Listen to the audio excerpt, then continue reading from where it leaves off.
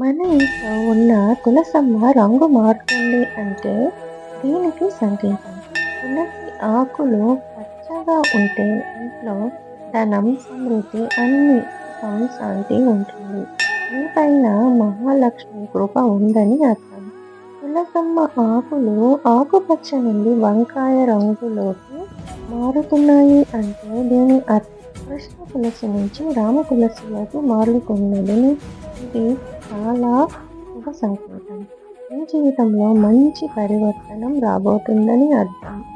ఇంకా మూడవది, తులసమ్మ పూర్తిగా వంకాయ రంగులోకి మారిపోతే అప్పుడు మీ పైన రాధాకృష్ణుల యొక్క కృప ఉందని తెలుపుతుంది. అంతా మంగళమయం, సుఖమయం అవుతుందని సంకేతం.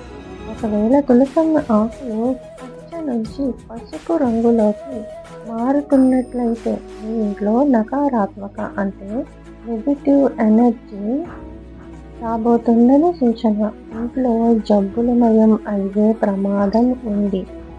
ఇప్పుడు ఐదవది, మన ఇంట్లో తులసమ్మకు కొత్త చిగుళ్ళు వచ్చి కొత్త ఆకులు వస్తూ ఉంటే మీకు మంచి ఉన్నతమైన పదవులు, మంచి అవకాశాలు దొరికే సూచనలు. దీని అర్థం మీ ఇంట్లో ఏదో మంచి శుభకార్యం జరగబోతుందని అర్థం. మీకు ఈ వివరాలు నచ్చినట్లయితే లైక్ చేసి మా ఛానల్ని సబ్స్క్రైబ్ చేయండి. ఇలాంటి వీడియోలు ఎన్నో తీసుకొస్తాను. Thank you for watching.